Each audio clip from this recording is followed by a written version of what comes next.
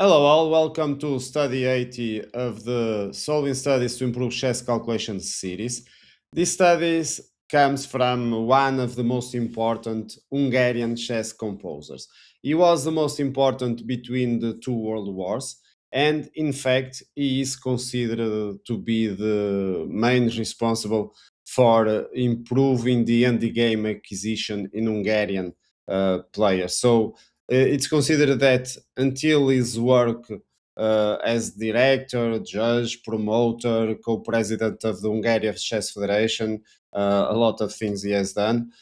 Before that, Hungarian chess players were not too concerned about endgame study, and as we know today, if we think about Hungarian chess, we think immediately about they do study a lot of end games, they do solve a lot of end game studies and so on. So if there is a thing we can associate to Hungarian chess is the ability to use the study end games to improve.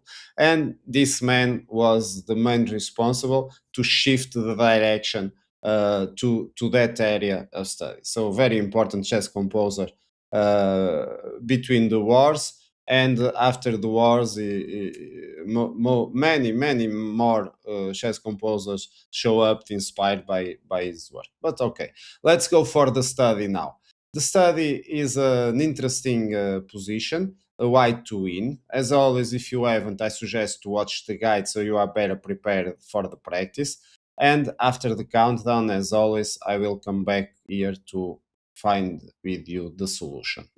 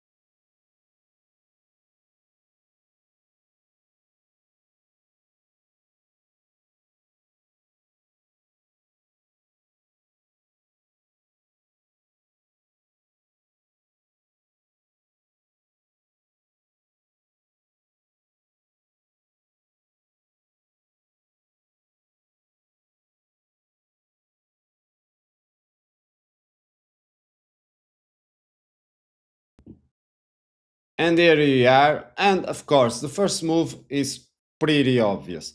Is a6 exclamation mark, we advance the pawn.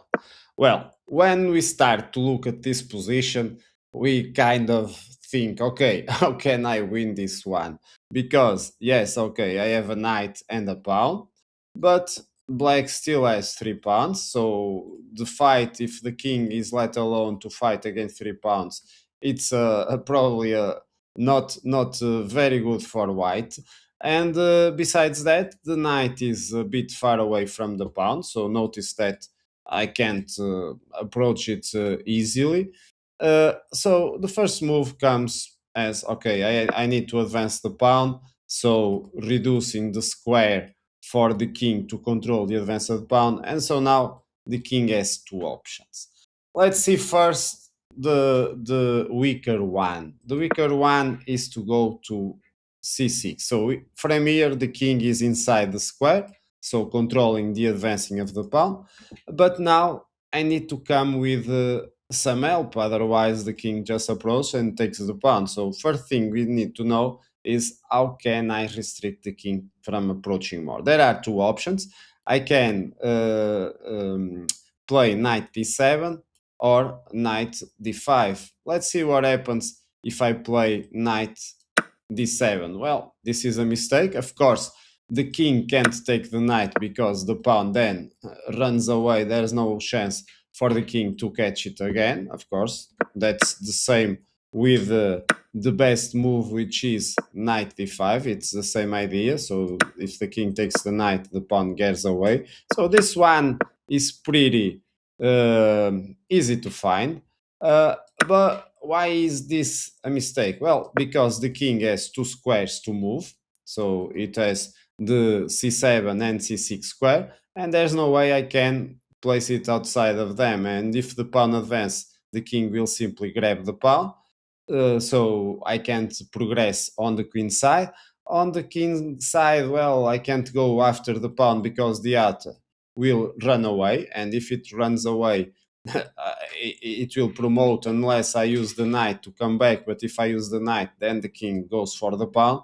So basically, even if the king comes and tries to play, well, after a while we are going to see there is no possible way the king just stays there and I can't progress anymore.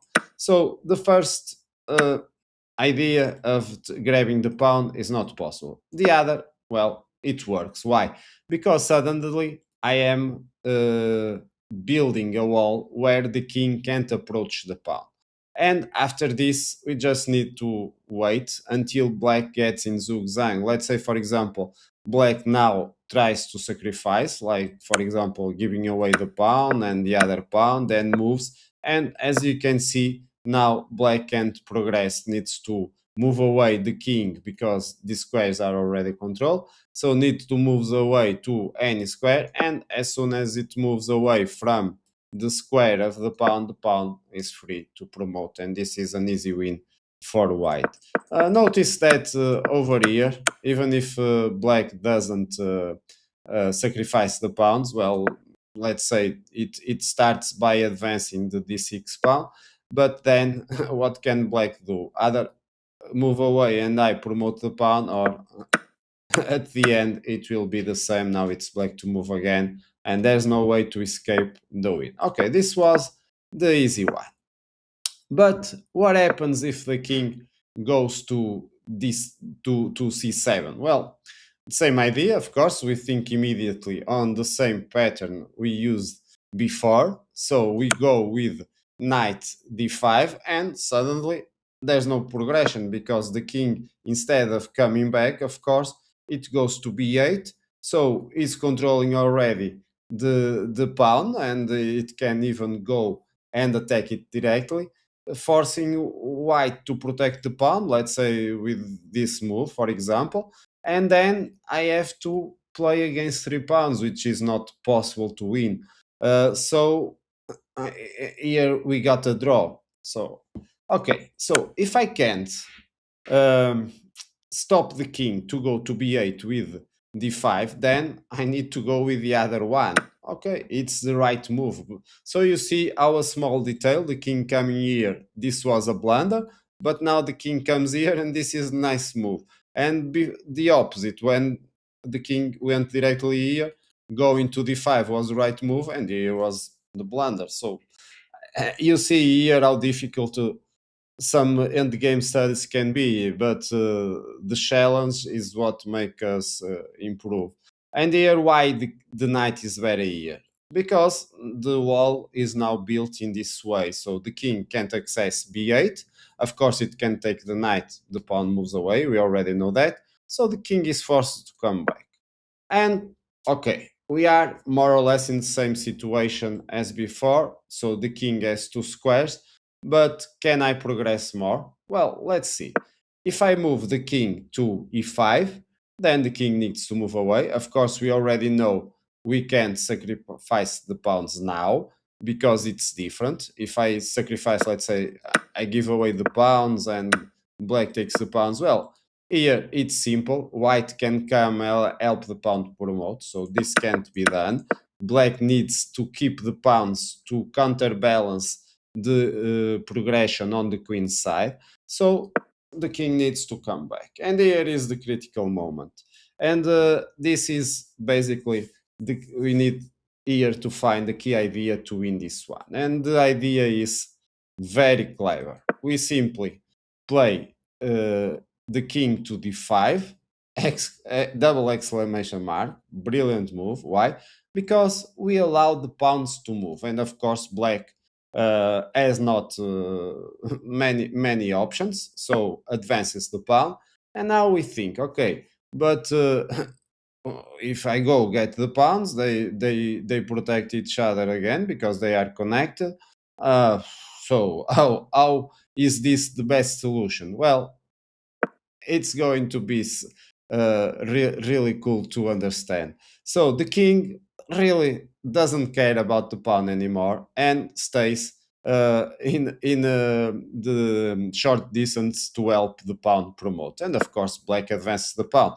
So here, what happens? It's white to move. The pawn is advancing, and oh, I can't get it there with my king because the square of the pawn is already too far away. So suddenly I have to use my knight. Am I playing for a draw? Well, no. The pawn advances again. The idea being now I check the king and I have access to the e3 square, so I can control the promotion. The other pawn is not a threat because if it arrives on g3, I can take it. And now it's black to play. Okay, here we have three options basically to check for black. Either the king goes to b8 or c8 or comes to d7. There's no worry in going to d7 because here the idea is if I try to promote the pawn, the other pawn will also promote. Okay, don't forget that. So we can't also allow the black pawn to promote. So here we are going to be forced to control the path. But okay, let's see first the main idea coming to an end. So let's say the king goes to c8 and now it's white to play. Okay? I control the promotion of the pawn and the king goes to the corner, b8. But now I don't allow the king, of course, to go to a7. I approach my king and black needs to move the g pawn, g5.